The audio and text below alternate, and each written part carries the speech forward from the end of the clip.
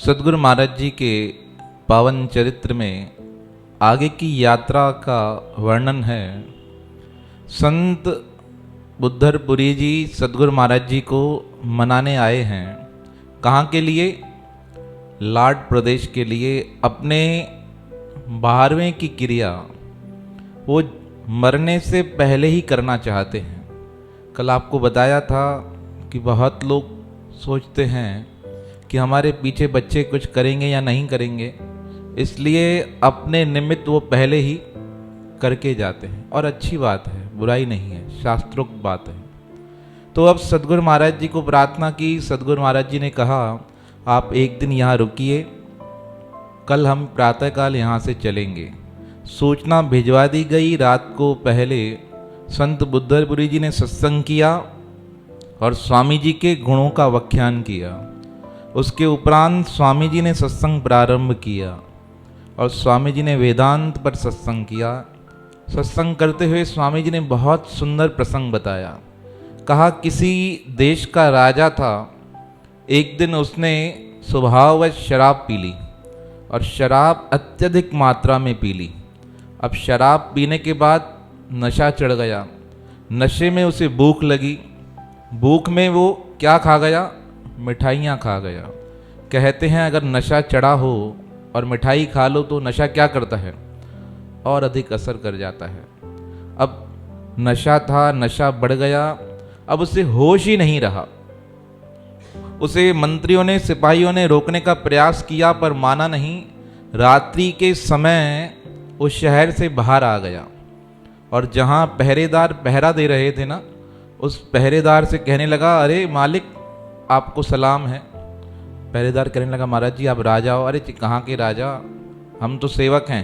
ये डंडा मुझे दो, मैं क्या करूँगा? पहरेदारी करूँगा। अरे वो कहने लगे महाराज आप राजा हो। अरे राजा तुम हो। उसके चरणों में गिर गया। देखो नशा ऐसा कमाल करता है। शराब इतनी बुरी लत है शराब की, उससे छूट पाना बहुत कठिन है। अब वो मना करने लगा नहीं महाराज हम आपको नहीं दे सकते। उसे धक्का दे दिया। धक्का देकर डंडा अपने हाथ में ले लिया और कहाँ खड़ा हो गया? पहरेदारी पे। समय बीतने लगा धीरे धीरे। सुबह के 4 साढ़े 4 बजे एक हरिजन निकला वहाँ से झाड़ू लगाने। अब हरिजन को देख के दौड़ता उसके पास गया, उसके पैरों में गिर गया। अरे कहा आप मालिक खुद झाड़ू लगा रहे हो? झाड़ू लगाने का काम मेरा है। और उससे झाड़ू लेने लगा। है राजा पर क्या कर रहा है? झाड़ू लगा रहा है। हरिजन ने मना किया महाराज आप राजा हैं। कहा राजा आप हो, आप आराम कीजिए। किसके नशे में?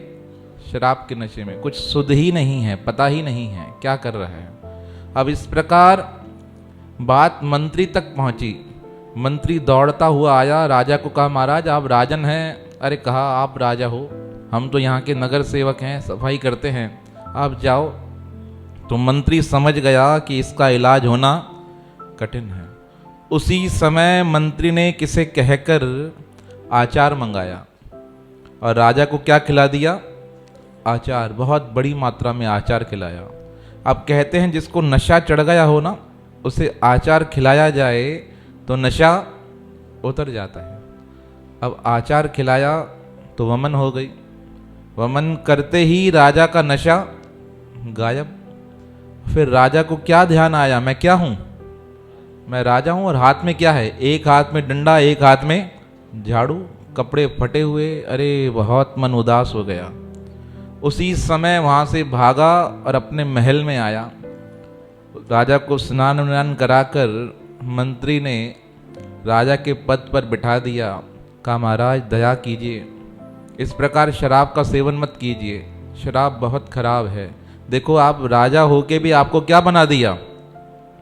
नगर का सेवक बना दिया, हरिजन बना दिया, द्वारपाल बना दिया। तो शराब इतनी खराब वस्तु है, जो सेवन करते हैं उन्हें पता नहीं चलता, पर उसका परिणाम क्या होता है? बहुत दुखदाई होता है। तो सद्गुरु महाराज ने इस प्रसंग को वेदांत के अनुसार घटाकर कहा ये जीव क्या है? राजा है। और संसार के मोह रूपी विषय विकार क्या है? शराब है। उन शराब के नशे में ये क्या करता है? कुसंग की मिठाई खा लेता है।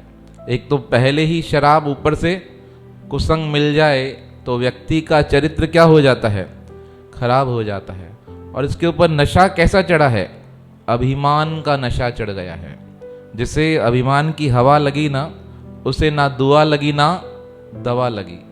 जिसको अभिमान चढ़ जाए, अब इस प्रकार अभिमान के नशे में है तो शुद्ध स्वरूप, पर अपने आप को भूल कर बैठ गया है।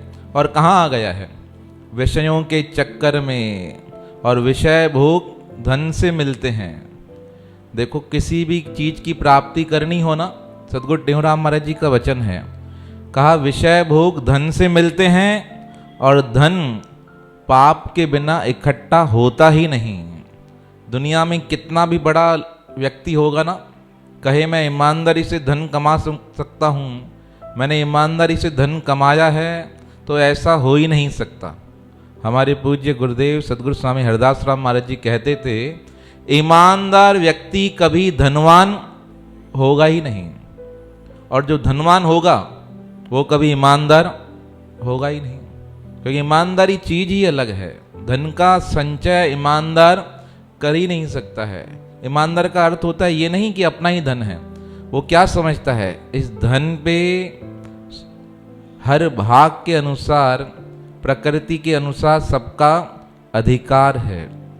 तो अब राजा को समझाते हुए मंत्री ने जिस प्रकार राजपद पर बिठा दिया, तो सदगुरु महाराज जी कहने लगे उसी प्रकार जीव को जब नशा चढ़ता है तब गुरु रूप मंत्री मिलते हैं, और वो क्या करते हैं, वैराग्य का आचार खिलाते हैं।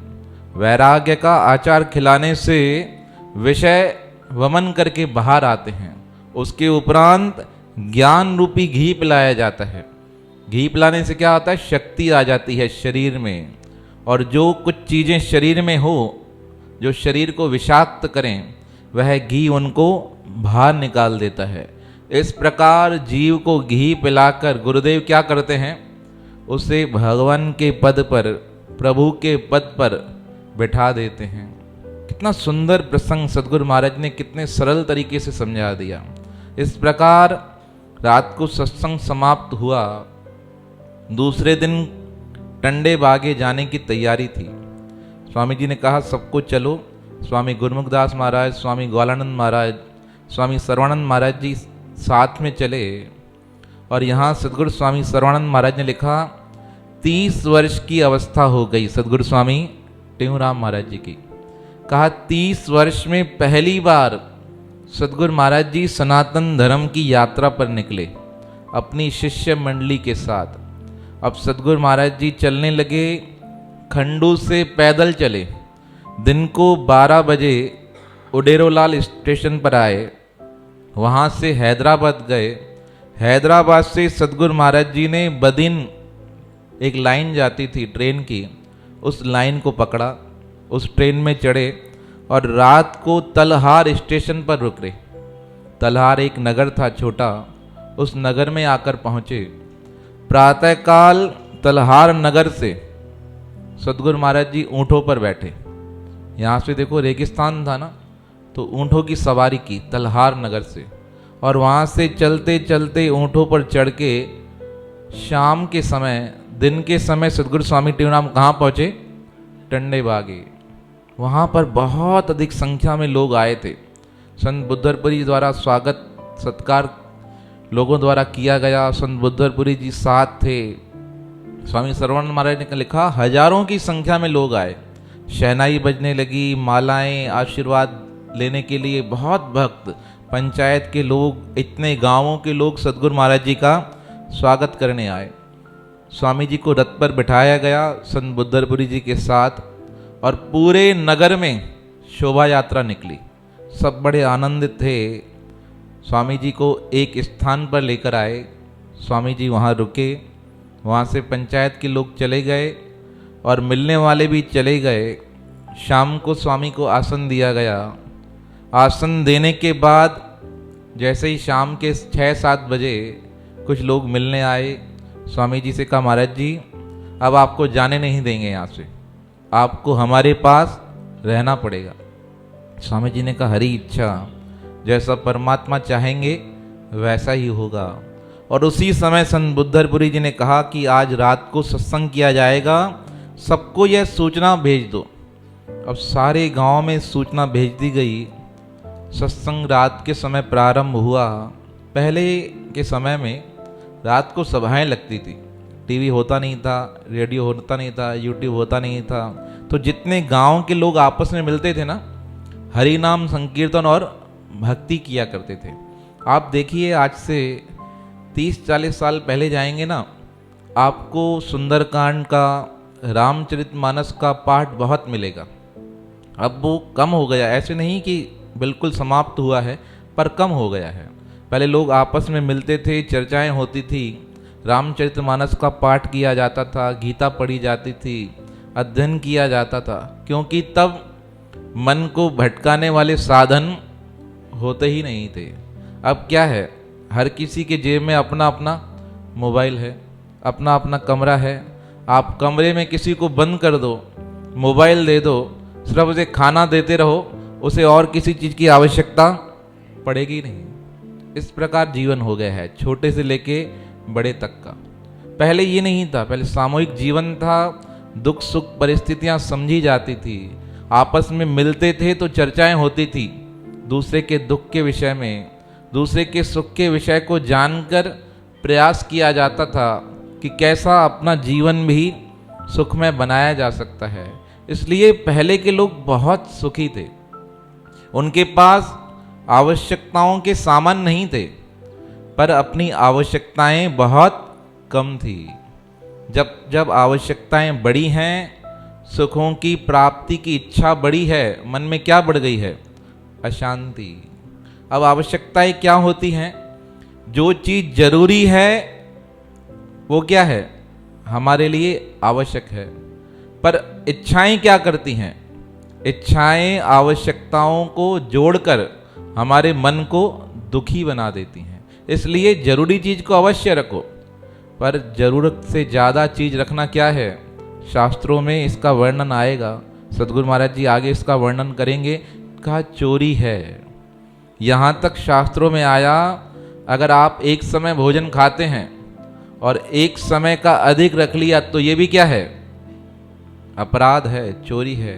अब शाम को सत्संग प्रारंभ हुआ, रात के समय सदगुरु महाराज जी ने सत्संग किया और सिंध के महान संत स्वामी साहब, उनका द्वारा जो बना ग्रंथ है उसके वचनों को सदगुरु महाराज ने कहा, आहिन अगम अपार राहू राम मिलन ज्यों, तिन सभिन में हिकड़ी साध संगत निर्वार, स्वामी मिल तैसा रखी प्रेम प्यार, त भगवत जो दीदार ऋषि भेद भरम रे।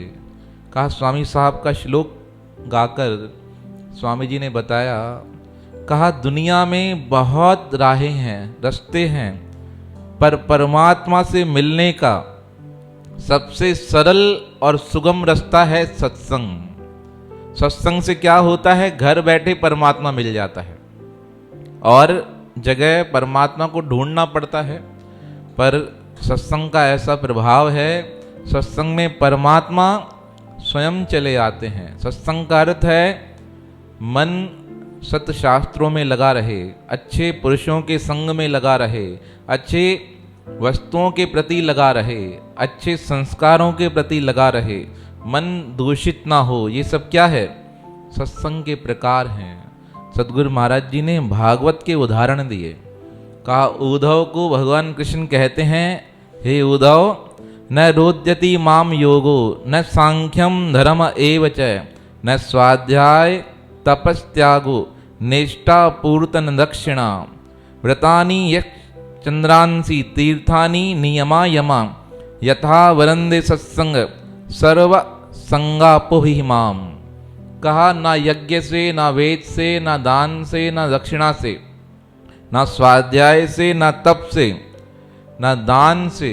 दान के भी दो प्रकार बताए, एक इष्ट दान, एक पूर्त दान। कहा इन सबके द्वारा मैं प्राप्त नहीं होता हूं। कहा इन सबसे सरल उपाय क्या है? सत्संग। सत्संग ही तहड़ो दुकान ई आवेदन संदो फरमान सत्संग तहड़ो दुकान इयो वेदन संदो फरमान जह श्रद्धा रखिया सत्संग में तैखे ही मिल्यो भगवान जह श्रद्धा रखिया सत्संग में तैखे ही मिल्यो भगवान हरे ओ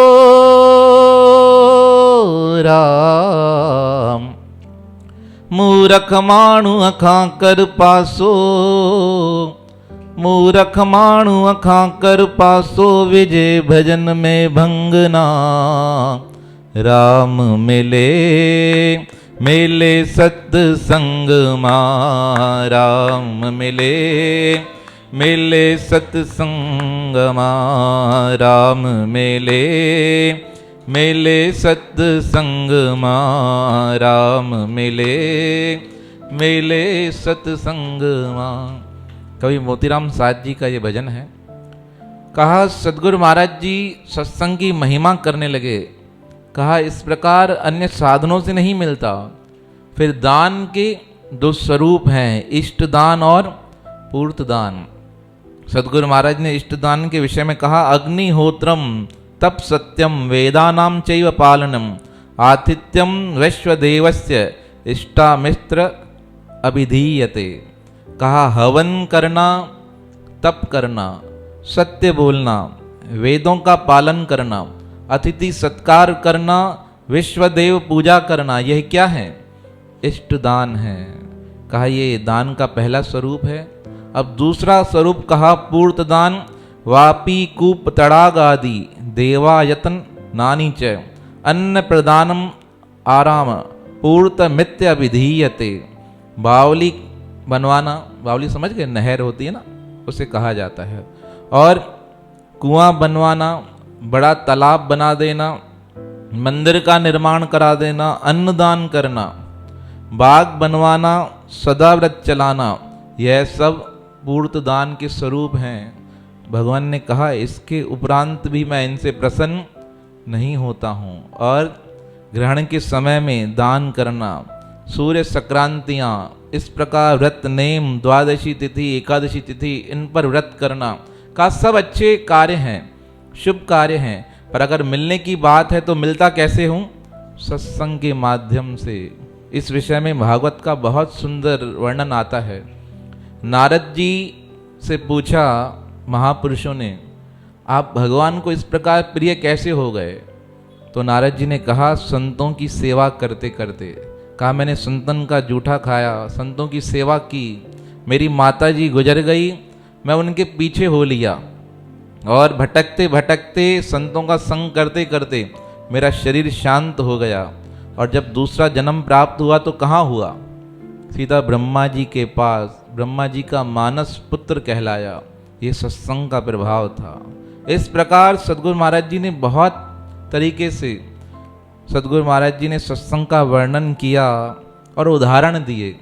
कहा व्रतासुर, प्रहलाद, बलि, बाणासुर, विभीषण, अन्य असुर जितने भी हुए सत्संग के प्रभाव से परमात्मा को प्राप्त कर गए। तेनाधीत श्रुति गणा। कहा इतने साधन करने के बाद भी मेरी प्राप्ति होना कठिन है। ये सब भागवत की बातें सदगुरु महाराज जी बताने लगे।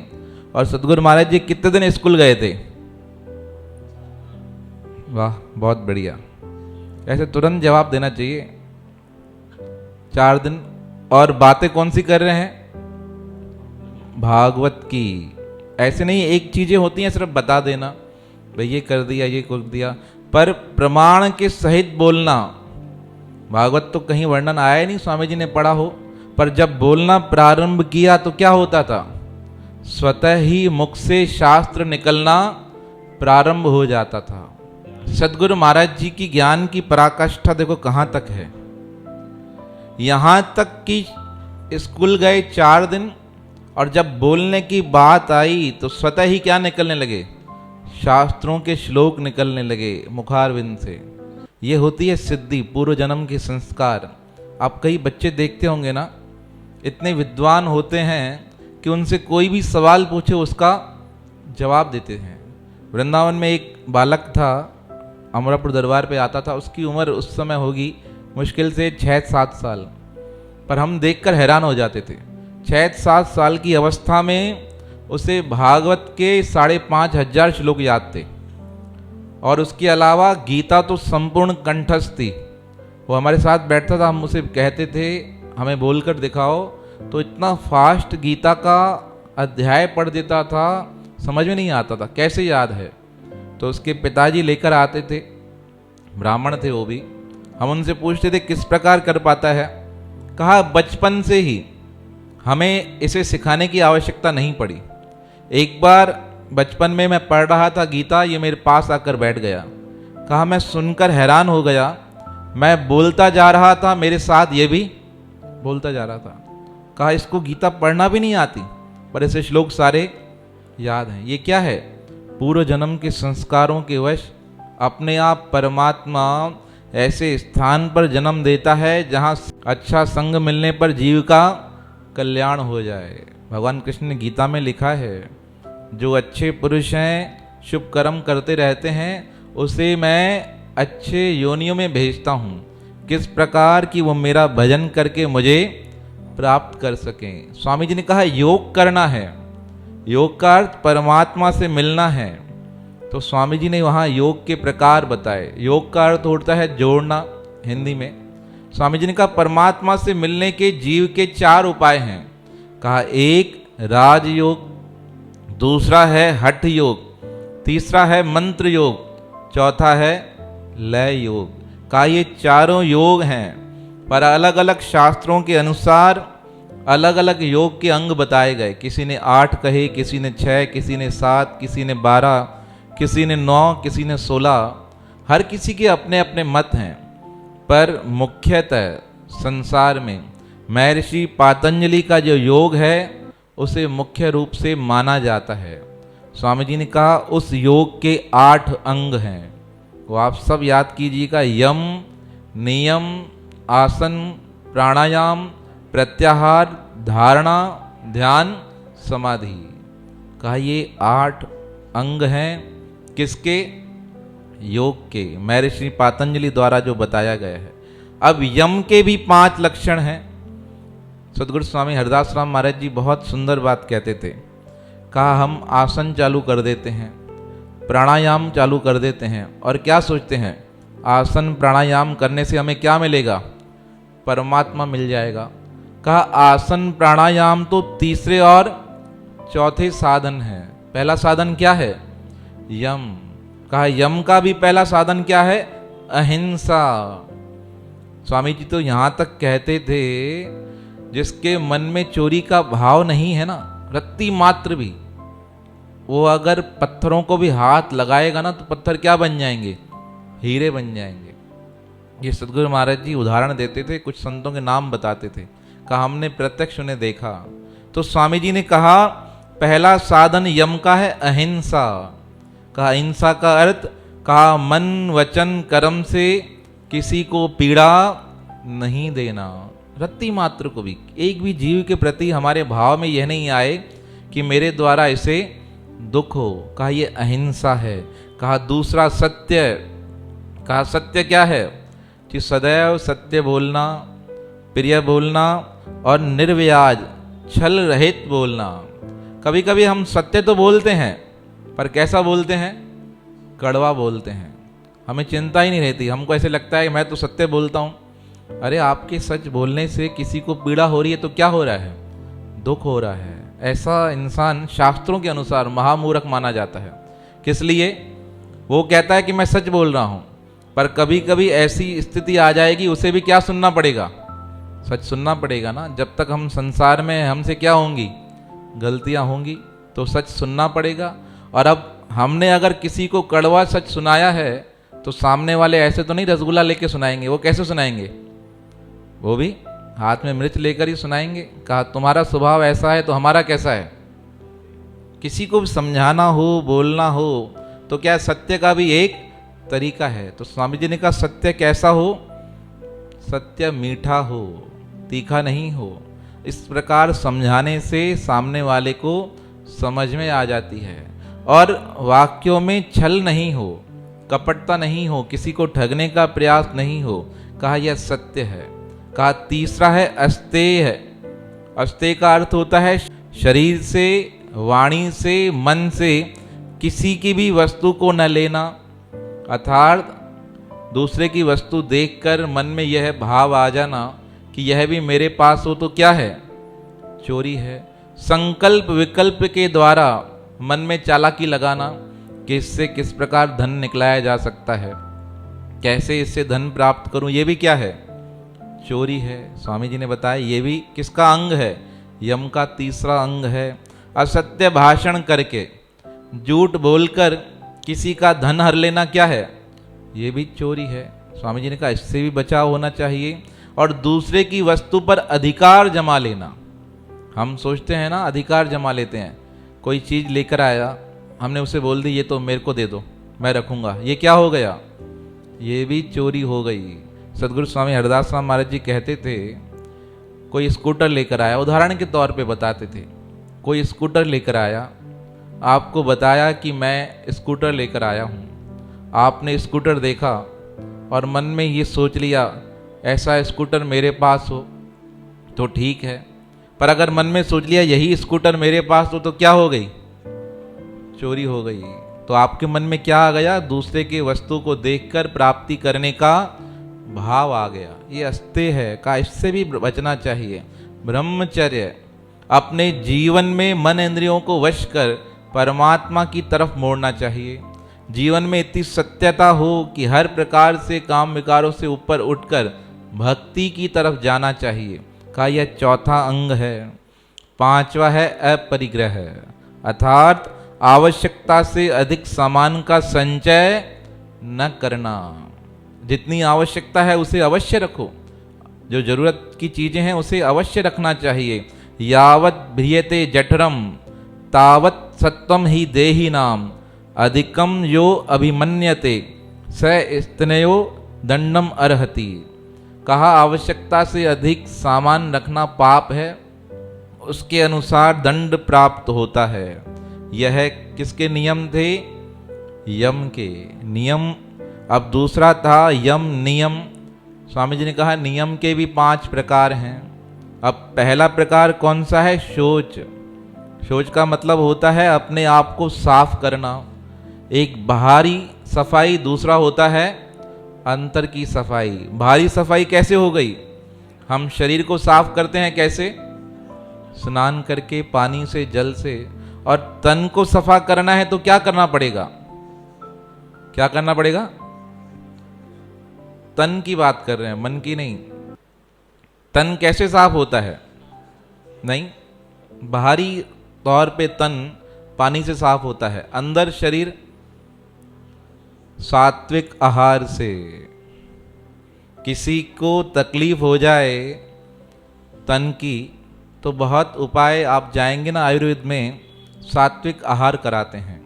अपने पास पथमेड़ा वाले स्वामी जी आए थे तो उन्होंने कहा हमारे पास बहुत लोग आते हैं बीमार होते हैं तो हम उनसे दुग्ध कल्प कराते हैं। कल्प होता है 15 दिन का, कोई 20 दिन का, कोई 25 दिन का, अधिकतर कल्प 15 दिन का माना जाता है। उस 15 दिन के अंदर आपको कुछ भी नहीं खाना पीना है, सिर्फ क्या पीना है, दूध और लस्सी। अधिकतर दूध, लस्सी भी नहीं। क्या करते हैं वो दूध जब 15 दिन अंदर जाता है ना तो शरीर की सारी क्या कर देता है, सफाई कर देता है। स्वामी राजेंद्र दास महाराज जी है ना, उन्होंने सत्संग के माध्यम से कहा हमने दुग्ध कल्प किया पथमेड़ा वाले महाराज जी के पास जाकर। कहा हमें रोज दूध पिलाया गया। कहा 7-8 दिन तो हमारा शरीर हल्का रहा, बिल्कुल ऐसे लगा कि शरीर से तकलीफ चली गई है। कहा 7-8 दिन हमने खाया नहीं। कहा उसके बाद हमको दूध पिलाया जा रहा था, उसके बाद भी शरीर से जब शरीर साफ होता जा रहा था, कहा हमारे शरीर से हमको दुर्गंध आने लगी। कहा हमने वेद जो हमारा इलाज कर रहे थे उनसे कहा ये क्या हो रहा है, हम तो कुछ खा नहीं रही हैं, उसके बाद भी हमारे शरीर से इस प्रकार जब ये निवृत्ति के बाद जब सफाई हो रही है तो बहुत दुर्गंध आ रही है।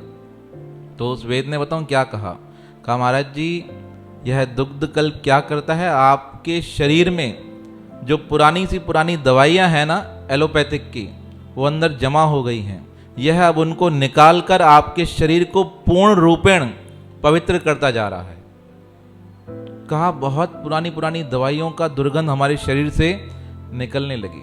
कहा इस प्रकार हमारा तन क्या हो गया, साफ हो गया। सत्संग के मध्य लाखों की संख्या के उन्होंने ये बात बताई। कहा शरीर को अगर सफा करना है तो क्या करना चाहिए, सात्विक आहार, और धन को पवित्र करना है तो क्या करना पड़ेगा, न्याय के अनुसार धन को कमाना है, फिर दान करें या न करें आवश्यकता नहीं।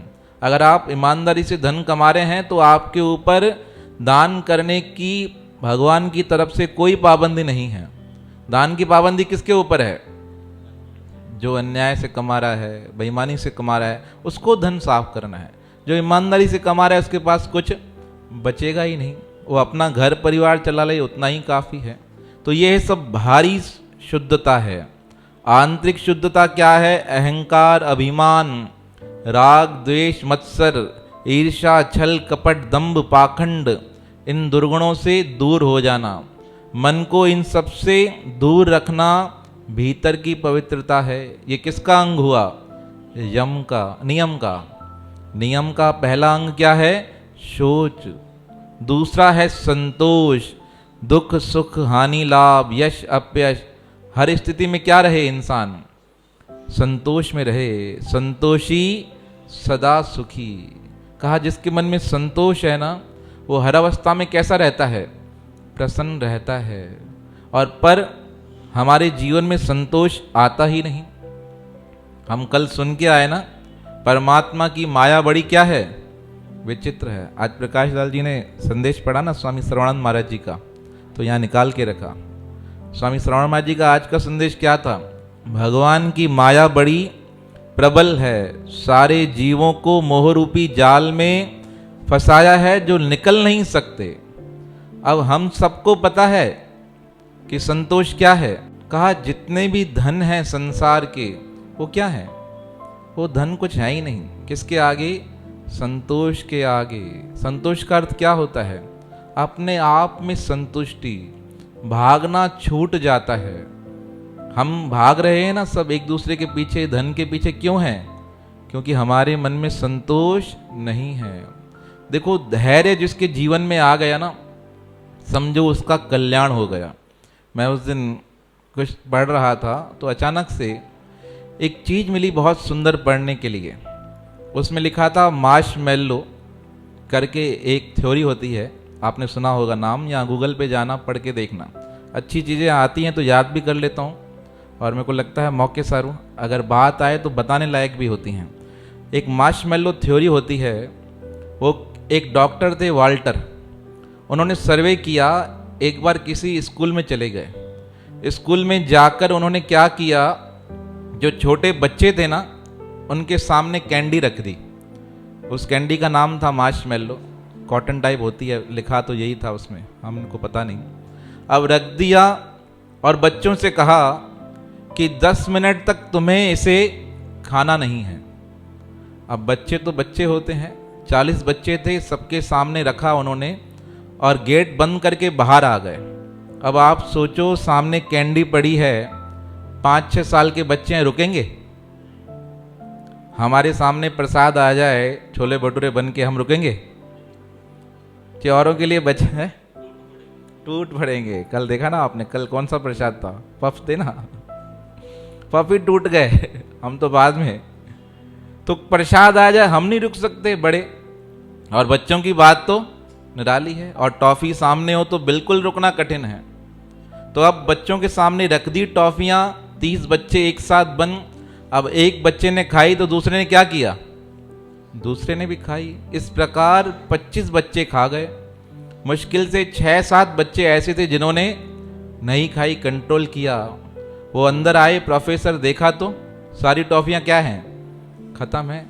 तो जिन्होंने नहीं खाई ना, उनके नाम लिख लिए और उन्हें और भी टॉफियां दी, खाओ। वो बच्चे बड़े प्रसन्न हुए। कहा 10 साल तक उनके ऊपर सर्वे चलता रहा। 10 साल चला, फिर 10 के बाद 20 गया, 25 साल तक उन्होंने सर्वे किया। तो उन्होंने एक बहुत सुंदर बात बताई। कहा जिन्होंने टॉफियां जल्दी खा ली ना, वो सब क्या काम कर रहे थे, कोई गाड़ी चला रहा था, कोई घोड़ा चला रहा था, कोई कहाँ पर टैक्सी चला रहा था, किसी की छोटी दुकान थी, कोई कौन सा काम कर रहा था।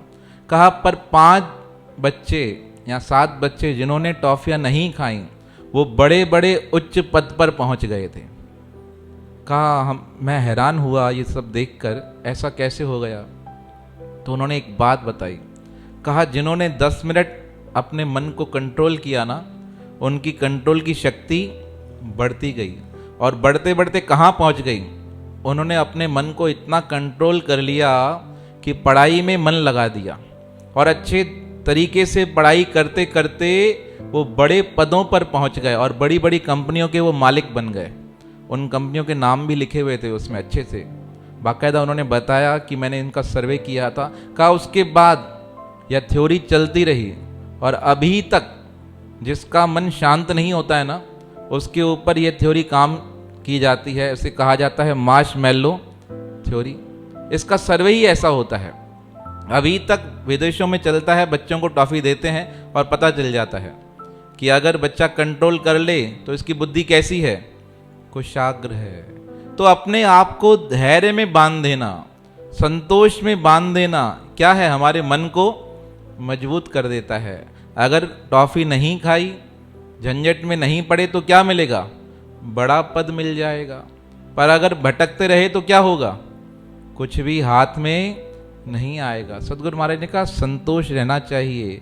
जिसके मन में संतोष आया, समझो उसका जीवन सफल बन गया। बोल सदगुरुदेव भगवान की।